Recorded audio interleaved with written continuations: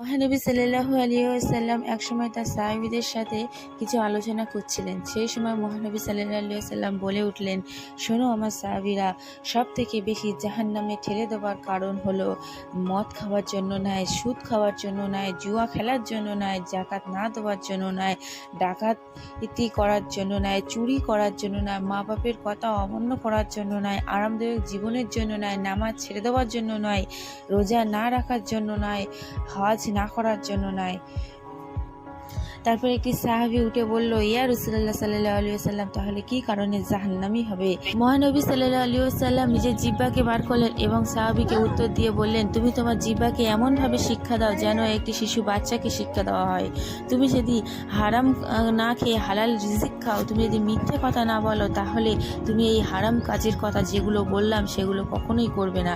আর আজকাল কলিযুগের মানুষরা তো কথায় কথায় মিথ্যে কথা বলছে।